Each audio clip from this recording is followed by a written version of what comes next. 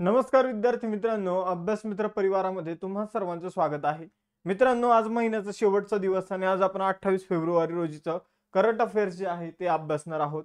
मित्रांनो, लेक्चर सुरू करण्यापूर्वी आपण राज्यसेवा पूर्व परीक्षा जी 2025 मध्ये होणार आहे त्यासाठी इथं विजयश्री बॅच सुरू केलेली आहे आणि त्याचबरोबर फाउंडेशन बॅच सुरू केलेली आहे, जिच्यामध्ये pre plus mains plus NCERT plus state board, ठीक आहे, आणि त्याचबरोबर या आन्सर रायटिंगचा सुद्धा समावेश असणार आहे, जी राज्यसेवेची फाउंडेशन बॅच आहे. त्याचबरोबर बघा मित्रांनो, कंबाईन गट क पूर्व परीक्षेसाठी आपण लक्ष्य बॅच सुरू केलेली आहे. त्याचबरोबर कंबाईन गट ब आणि गट क परीक्षेसाठी pre plus mains plus interview साठी फाउंडेशन बॅच सुरू केलेली आहे. त्याचबरोबर कंबाईन गट ब मुख्य परीक्षेसाठी आपण यशस्वी बॅच सुरू केलेली आहे. यातली कोणती 5 बॅच तुम्हाला बघायला मिळतील? ग्रुप बी आणि सी साठी फाउंडेशन बॅच, ठीक आहे, राज्यसेवेची फाउंडेशन बॅच, राज्यसेवेची प्रिलिमची बॅच, गट क पूर्व परीक्षेची बॅच, या सगळ्या बॅचेस मध्ये नोट्स इन्क्लूड असणार आहे, टेस्ट सिरीज इन्क्लूड असणार आहे, ठीक आहे, आणि त्याचबरोबर प्रॅक्टिस क्वेश्चन सुद्धा इन्क्लूड असतील, ज्या आम्ही तुम्हाला देणार आहोत टेस्टच्या फॉर्म मध्ये. त्यामध्ये तुमची प्रॅक्टिस जी आहे ती करून घेतली जाणार आहे. त्याचबरोबर या ज्या नोट्स आहे त्या तुम्हाला बॅचेस मध्ये तर मिळतील, पण तुम्हाला सेपरेट जर घ्यायचे असेल फक्त नोट्स, तर तुम्ही आपला अभ्यास मित्राचा नोट्स पॅक परचेस करू शकता, ज्यामध्ये 8 नोट्स तुम्हाला बघायला मिळणार आहे. लवकरच तुम्हाला आता मराठी व्याकरणाचे सुद्धा नोट्स या नोट्स पॅक मध्ये उपलब्ध होऊन जाईल. तर बघा मित्रांनो, यासाठी तुम्हाला अभ्यास मित्राचं ऍप्लिकेशन डाउनलोड करायचे, टेलिग्रामच्या पेजला जॉईन व्हायचे आणि इंस्टाच्या पेजला फॉलो करायचे. या सगळ्या ठिकाणी तुम्हाला फक्त आणि फक्त अभ्यास विषयक साहित्यच उपलब्ध होणार आहे. 28 फेब्रुवारीचं करंट अफेअर जे आहे ते आता आपण सुरू करूया. बघा मित्रांनो, पहिला क्वेश्चन, देशातील पहिली प्राणी संग्रहालय आधारित बायो बँक कोणत्या राज्यातील दार्जिलिंग प्राणी उद्यानात स्थापन करण्यात आली? तर दार्जिलिंग म्हटलं की लगेचच आपल्याला उत्तर यायला पाहिजे पश्चिम बंगाल. बघा मित्रांनो, प्रश्न व्यवस्थित समजून घेणं गरजेचं आहे. काय आहे तर देशातील पहिली प्राणी संग्रहालय आधारित, म्हणजे प्राणी संग्रहालय आधारित बायो बँक, ठीक आहे. मग आता समजून घेऊया बायो बँक काय असते. तर बायो बँक मध्ये मित्रांनो, जे काही वनस्पती आणि प्राणी असतात तर त्यांचं जतन केलं जातं. कशाच्या स्वरूपात? तर DNA, ठीक आहे, त्यांचे जीन्स म्हणजे जनुक, ठीक आहे, याच्या स्वरूपात त्यांचं काय केलं जातं? जतन केलं जातं, ठीक आहे. मग प्राणी संग्रहालय आधारित बायो बँक म्हणजे काय?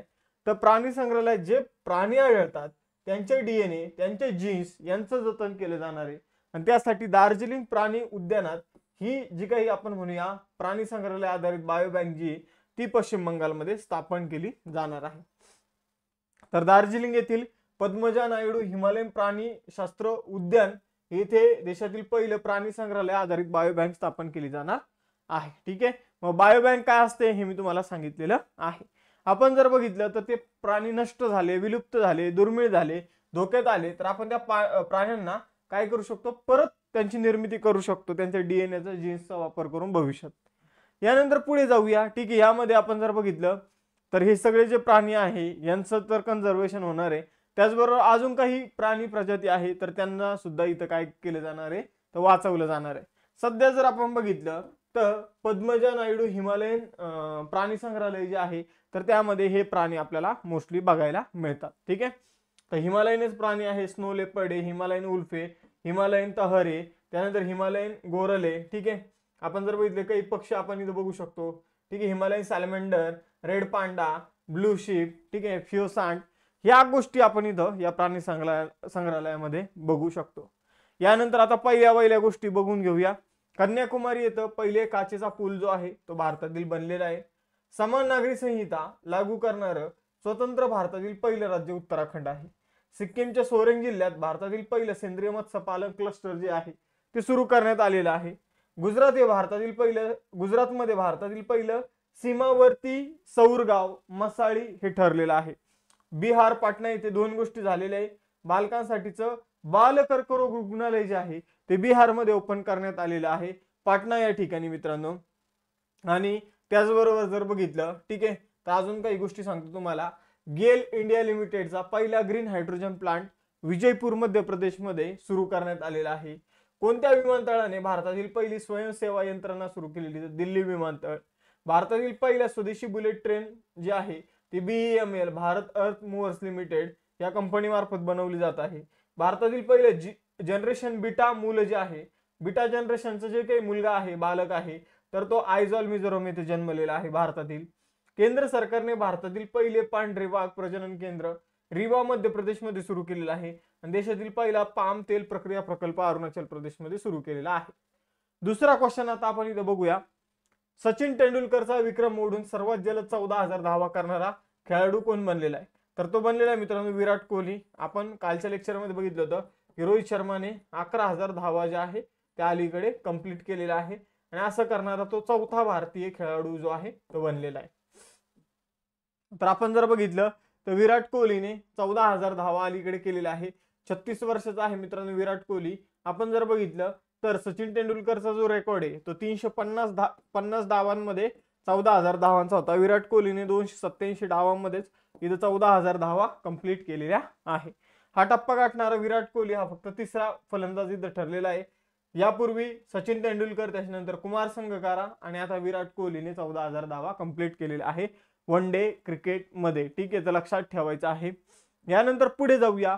मध्य प्रदेशातील छत्तरपूर जिल्ह्यात असलेल्या बागेश्वर धाम मध्ये कर्करोग रुग्णालयाची पायाभरणी कुणी केलेली आहे? तर बघा मित्रांनो, मध्य प्रदेशमध्ये छत्तरपूर जिल्ह्यात असलेल्या बागेश्वर धाम मध्ये कर्करोग रुग्णालयाची पायाभरणी जी आहे तर ती केलेली आहे पंतप्रधान नरेंद्र मोदी यांनी. आता हे बागेश्वर धाम येथे बागेश्वर बाबा तुम्हाला माहित असेल, मागं काय झालं होतं तर मागं अंधश्रद्धा निर्मूलन समिती जी आहे महाराष्ट्रातील, तर त्यांनी यांना चॅलेंज केलं होतं की आमच्या समोर काही चमत्कार करून दाखवा. तर आपल्या महाराष्ट्रातून हे लगेच मध्य प्रदेशमध्ये आपण म्हणूया गेले होते. आपल्या अंधश्रद्धा निर्मूलन समितीच्या समोर सुद्धा आले नव्हते.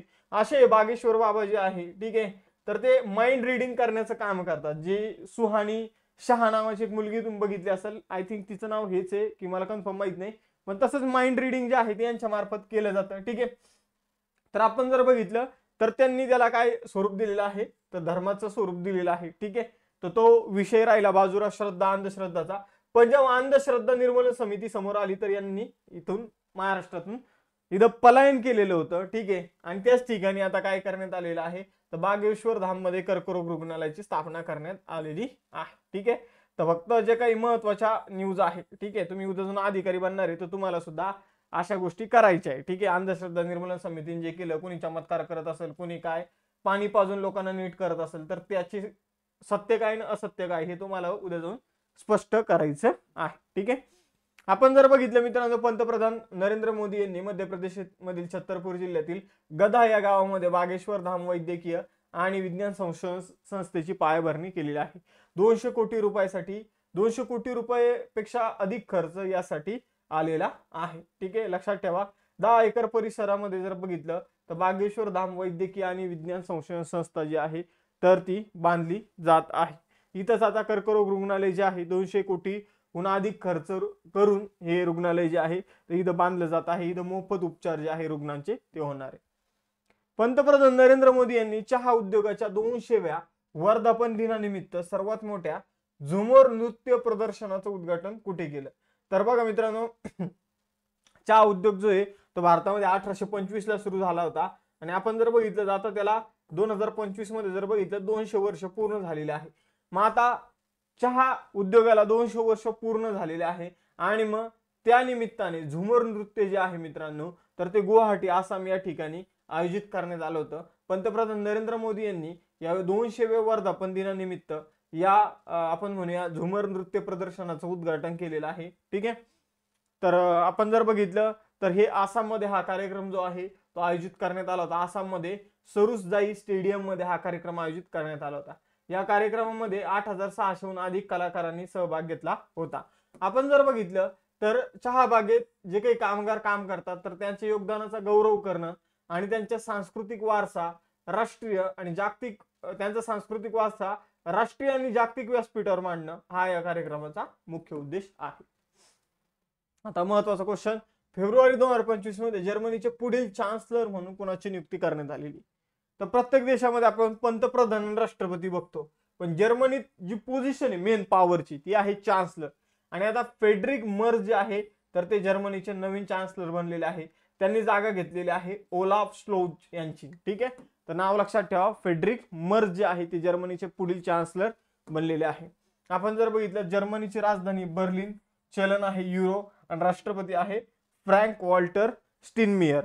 पण जास्त जर पॉवर जी आहे ती कुणाकडे असते? चान्सलरकडे. ठीक आहे, जसं आपल्या देशात पंतप्रधानाकडे जास्त पॉवर आहे तसं त्या देशामध्ये आपण जर बघितलं तर चान्सलरकडे सगळ्यात जास्त पॉवर आपल्याला बघायला मिळते. त्यानंतर ग्लोबल फायर पॉवर रँकिंग 2025 नुसार संरक्षणाच्या बजेटच्या बाबतीत कोणता देश अव्वल स्थानावर आहे? म्हणजे आपण जर बघितलं ग्लोबल फायर पॉवर रँकिंग मध्ये USA पहिल्या स्थानावर आहे, चायना दुसऱ्या स्थानावर आहे, सॉरी रशिया दुसऱ्या स्थानावर आहे, चायना तिसऱ्या स्थानावर आहे आणि भारत चौथ्या स्थानावर आहे. बजेटमध्ये जर बघितलं बजेटमध्ये पैसा खर्च करण्याच्या बाबतीत सुद्धा अमेरिका पहिल्या स्थानावर आपल्याला बघायला मिळतं. तर बघा मित्रांनो, ग्लोबल फायर पॉवर रँकिंग मध्ये US पहिल्या क्रमांकावर आहे, रशिया दुसऱ्या, चायना तिसऱ्या आणि इंडिया जो आहे तो चौथ्या क्रमांकावर आपल्याला बघायला मिळतं. आणि बजेटच्या बाबतीत सुद्धा अमेरिका जो आहे तो पहिल्या क्रमांकावर आहे. तर international institute of strategic studies च्या अलीकडील अहवालानुसार जागतिक संरक्षण खर्च 2.46 ट्रिलियन पर्यंत पोहोचणार आहे. ठीक आहे, आणि त्यामध्ये अमेरिकेचा मोठा वाटा आपल्याला बघायला मिळणार आहे. कोणत्या फुटबॉल क्लबने इंडियन सुपर लीग ISL चे विजेते शील्ड जिंकलेले आहे? तर इंडियन सुपर लीगचं आपण जर बघितलं फुटबॉलची स्पर्धा आहे तर ही स्पर्धा जी आहे तर ती जिंकलेली मोहन बागान सुपर जायंट्सने. कोणी? मोहन बागान सुपर जायंट्सने. त्यांनी ओडिसा FC क्लबचा इथं पराभव केलेला आहे. तर लक्षात ठेवा, मोहन बागान सुपर जायंट्सने जो काही ओडिसा FC क्लबचा 1-0 असा पराभव करून दुसरं इंडियन सुपर लीग जे आहे तर त्याची शील्ड जी आहे ती जिंकलेली आहे. फेब्रुवारी 2025 मध्ये आजच्या लेक्चरचा मोस्ट इम्पॉर्टंट क्वेश्चन, फेब्रुवारी 2025 मध्ये कोणत्या राज्य सरकारने साक्षीदारांच्या सुरक्षेची साक्षीदारांच्या सुरक्षेची खात्री करण्यासाठी साक्षी संरक्षण योजना सुरू केलेली आहे? बघा मित्रांनो, आता समजून घ्या एखाद्या व्यक्तीने एखाद्या व्यक्तीचा खून केला आणि तो खून करताना समजून घ्या तुम्ही त्याला बघितलं. ठीक आहे, आता तुम्ही समजून घ्या त्या व्यक्ती विरोधात जर कोर्टात गेले, ठीक आहे, तर तो व्यक्ती काय करेल, खुनी किंवा त्याचे मित्र वगैरे, तर तुम्हाला इथं काय करणार, किडनॅप करण्याचा प्रयत्न करणार किंवा तुम्हाला टॉर्चर करण्याचा प्रयत्न करणार किंवा तुम्हाला मारण्याचा सुद्धा प्रयत्न करणार. तर अशा केसमध्ये अशा गोष्टी होऊ नये म्हणून हरियाणा सरकारने काय केलेलं आहे, साक्षी संरक्षण योजना सुरू केलेली. पण ही काही स्पेसिफिक प्रकरणामध्ये साक्षीदारांना संरक्षण देते, जसं की खून झालं, ठीक आहे, हाणामारी झाली, अशा केसमध्येच तुम्हाला संरक्षण मिळतं. नाही तर मग एखाद्याने एखाद्याचं पाकिट चोरलं आणि तुम्ही त्याला बघितलं आणि मग तुम्ही त्या पोलिसांना सांगितलं किंवा तुम्ही समजा न्यायालयात सांगितलं की बाबा यांनी अशी अशी चोरी केली, तर त्या केसमध्ये नाही. ठीक आहे, गुन्हा जर गंभीर स्वरूपाचा असेल तरच, जसं की ज्या प्रकरणामध्ये आरोपीला फाशीची शिक्षा, जन्मठेपेची किंवा 7 वर्षापेक्षा जास्त कालावधीची शिक्षा होणार असेल, अशा प्रकरणामध्येच साक्षीदारांना इथे सुरक्षा दिली जाणार आहे. हरियाणाची राजधानी आहे मित्रांनो चंदीगड. चंदीगड हा केंद्रशासित प्रदेश पण आहे स्वतः. 1 नोव्हेंबर 1966 ला पंजाब मधून हरियाणा वेगळं झालं होतं आणि हरियाणा राज्य म्हणून स्थापन झालं, चंदीगड केंद्रशासित प्रदेश बनलेला आहे. नायब सिंह सैनी मुख्यमंत्री आहे हरियाणाचे. राज्यपाल बंडारू दत्तात्रय आहे. पंजाब आणि हरियाणामध्ये कॉमन उच्च न्यायालय आहे आणि त्या उच्च न्यायालयाचे मुख्य न्यायाधीश शील नागू. आपण जर बघितलं तर इथं बरीचशी इन्फॉर्मेशन आहे. ठीक आहे, ही जीकेच्या दृष्टीने तुम्ही इथं हिचा वापर करू शकता. जसं की राष्ट्रीय उद्यान सुलतानपूर आणि कालेसर आहे. लोकसभेच्या 10 जागा, राज्यसभेच्या 5, विधानसभेच्या 90 जागा आहे. 5 शेजारी राज्य आहे. हरियाणा जे आहे मित्रांनो ते जर आपण बघितलं तर लँड लॉक स्टेट बघायला मिळतं आपल्या भारतातील, ज्याला सगळ्या बाजूने वेगवेगळ्या राज्यांनी घेरलेला आहे. जसं की पंजाब, हिमाचल प्रदेश, उत्तराखंड, आपण जर बघितलं उत्तर प्रदेश, उत्तराखंड, राजस्थान, तर या राज्यांनी हरियाणाला काय केलेलं आहे, वेढलेलं आहे. त्याचबरोबर चंदीगड आणि दिल्ली हे केंद्रशासित प्रदेश सुद्धा हरियाणाच्या बॉर्डरवरचे. चंदीगड स्वतः केंद्रशासित प्रदेश असून हरियाणाची राजधानी आहे. काळा तितर राज्यपक्षी आहे. राज्य प्राणी काळा हरण आहे. आणि आपण जर बघितलं तर राज्य वृक्ष पिंपळ आहे, राज्यफळ कमळ आहे. ठीक आहे, राज्यफळ आंबा आहे, सॉरी राज्य फूल जे आहे ते कमळ आहे. ठीक आहे, फूल जे आहे ते कमळ आहे आणि राज्य फळ जे ते आंबा आहे. अशा प्रकारे या गोष्टी जीके मध्ये विचारले जातात. मोस्टली सरळ सेवा किंवा केंद्र सरकारचे जे काही RRBच्या वगैरे एक्झाम असतात त्यामध्ये. केंद्रीय उत्पादन शुल्क दिवस 2025 मध्ये कधी साजरा करण्यात आला? तर केंद्रीय उत्पादन शुल्क दिवस 24 फेब्रुवारी रोजी सेलिब्रेट करण्यात आला. केंद्रीय उत्पादन शुल्क हा एक अप्रत्यक्ष स्वरूपाचा काय मित्रांनो, कर आहे. लक्षात ठेवा, अप्रत्यक्ष कर आहे केंद्रीय उत्पादन शुल्क. आणि त्याविषयीचा जो दिवस आहे तो 24 फेब्रुवारीला सेलिब्रेट करण्यात आलेला आहे. ठीक आहे, तर आपण जर बघितलं तर केंद्रीय उत्पादन शुल्क विभागाची कार्यप्रणाली, त्यांची भूमिका, ठीक आहे, यातील त्यांचं जे काही योगदान आहे तर त्याचं आपण काय करणं समजून घ्या, ते लोकांपर्यंत पोहोचवणं, ठीक आहे, त्याचा आदर करणं, यासाठी हा दिवस सेलिब्रेट करण्यात येतो. फेब्रुवारी 2025 मध्ये पंतप्रधान नरेंद्र मोदी यांच्या हस्ते ग्लोबल इन्व्हेस्टर समिटचे उद्घाटन कुठे करण्यात आलेले? तर ग्लोबल इन्व्हेस्टर समिट जे आहे, वेगवेगळे बिझनेसमॅन इथं बोलवले जातात इन्व्हेस्टमेंट करण्यासाठी, तर ही भोपाळ मध्य प्रदेशमध्ये आयोजित करण्यात आलेली आहे. या 2 दिवसीय समिटमध्ये फार्मा आणि वैद्यकीय उपकरणं, वाहतूक आणि लॉजिस्टिक, उद्योग, कौशल्य विकास, पर्यटन, MSME इत्यादी विभागीय शिखर परिषद आणि विशेष सत्रांचं आयोजन करण्यात आलं. वेगवेगळे बिझनेसमॅन या परिषदेमध्ये आलेले होते. फेब्रुवारी 2025 मध्ये knight commander of the most excellent order of the British Empire हा पुरस्कार कोणाला मिळाला? तर सुनील भारती मित्तल यांना. आपण जर बघितलं तर युकेचा म्हणजेच युनायटेड किंगडम इंग्लंडचा knight commander of the most excellent order of the British Empire हा पुरस्कार जो आहे तो मिळालेला आहे, लक्षात ठेवायचे. यानंतर पुढे जाऊया. आपण जर बघितलं भारतीय एंटरप्राइजेसचे संस्थापक आणि चेअरमन आहे सुनील मित्तल. कोणता विमानतळ सर्वोत्कृष्ट सुरक्षा पुरस्कार गोल्डन ट्रॉफी जिंकणारा पहिला भारतीय विमानतळ ठरलेला आहे? तर बघा मित्रांनो, राष्ट्रीय सुरक्षा परिषद जी आहे तर ती विमानतळांना पुरस्कार देते. त्यामध्ये सर्वोत्कृष्ट सुरक्षा पुरस्कार कोणत्या विमानतळाने जिंकलेला आहे? तर मनोहर विमानतळ जे अलीकडे बनलेलं आहे, ठीक आहे, मनोहर पर्रिकर यांचं जे काही आपण म्हणू यांच्या नावाने जे काही विमानतळाला नाव देण्यात आलेले आहे. गोव्यामध्ये 2 विमानतळ आहेत, आता लेटेस्ट बनलेलं आहे मनोहर पर्रिकर विमानतळ.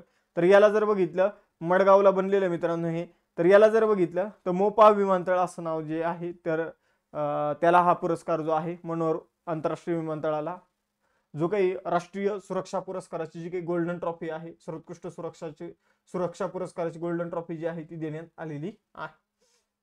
यानंतर 2 टेस्ट क्वेश्चन तुम्हाला इथं दिलेला आहे. पहिली प्राणी संग्रहालय आधारित बायोबँक कोणत्या राज्यात स्थापन केली जाणार हे तुम्हाला सांगायचंय. आणि कोणत्या राज्य साक्षीदारांच्या सुरक्षेसाठी साक्षी संरक्षण योजना कोणत्या राज्याने सुरू केलेली हे तुम्हाला सांगायचंय.